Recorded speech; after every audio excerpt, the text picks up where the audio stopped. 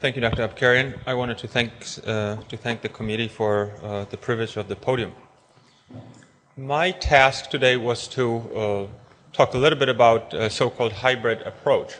What is the hybrid approach? For the left-sided colon resection, we define it as a combination of both laparoscopy and the robotic technique. The laparoscopy is used predominantly for the colonic mobilization, and the robotic technique is used for the total mesorectal excision.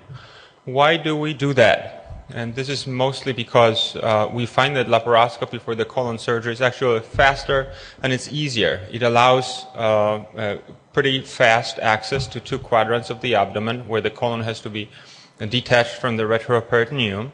And it also allows to manage the small bowel much easier. It gives us ability to adjust the tilt of the table without unnecessary detaching the robot, because there's no robot at this portion of the procedure. And we generally think that this is the faster approach for this part of the abdomen. In terms of the robotic technique, we know that this technology allows to work more precisely in the pelvis, to handle the specimen better. It allows the stable retraction and stability of the operative field.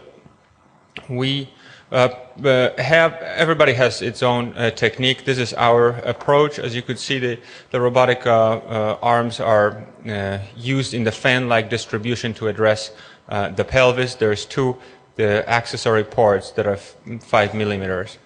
These ports are used for laparoscopic mobilization of the left colon, and all of them are used together with the robotic device to address the pelvis. For some people who prefer a hand assist laparoscopy, the small Pfannenstein incision is placed, and that would be used to exteriorize the specimen.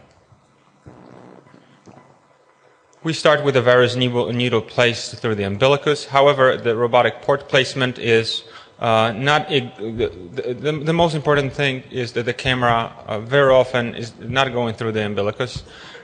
We just try to spread those ports equally to prevent the collision of the instruments, and this would allow us to approach the pelvis.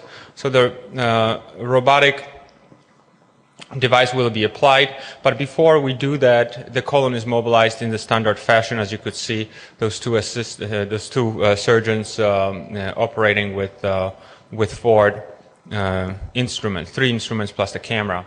And then we're ready to dock the robot. The robot is placed most often between the patient's legs to allow a deep reach down to the pelvic floor. As you could see, robot in between the patient's legs. This is the room setup with the robot in between the patient's legs. But the robot can be also placed in the left lateral position or left hip position, and this is mostly used for the patients that do not require complete mesorectal excision. In terms of robotic instruments, this is a subject of discussion. We prefer cautery hook or the scissors in the right hand of the operating surgeon. But we also have bipolar possibility with the graspers. The camera can reach everywhere. That's the standard view into the pelvis. You could see this view is a little bit from the right side. We have the cautery hook in robotic arm number 1 that reaches also down to the pelvis. If you put this port a little bit too lateral, then there is a possibility of not getting all the way down to the right side of the pelvis. So this is the robotic arm number 1. In terms of robotic arm number 2, again, it's a working arm. It allows us to get all the way down to the pelvis. That's the equivalent of it in this view. And in terms of the robotic 3, it's used mostly for the retraction, either of the rectosigmoid during the posterior dissection or anterior pelvic structure during the interior portion of the dissection. And I just wanted to quickly review 4 studies. This is the literature that is published that utilizes, or those centers are utilizing, or they utilize for this purpose of those studies, hybrid technique. So 4 papers The centers are from the USA, Italy, and Korea. You could see the numbers in those series. Obviously, we're talking about rectal cancer. So the robotic TME, you could see the characteristic of the patients, the BMI ranging between 23 and 28. However, the high BMI patients around 40 or 45 are feasible with this technique. The operative OR times are depicted. In terms of the lymph node harvest, that is not different from the open or laparoscopic technique. In terms of positivity of the margins, they're very acceptable with very low rates, something that is probably better than laparoscopic and better than open technique.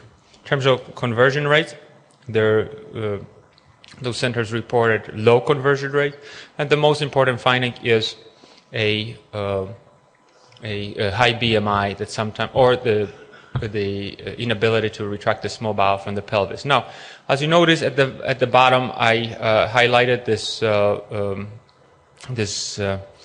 Dr. Choi's study, and this is actually a purely robotic technique, just for comparison between the robotic and the hybrid approach.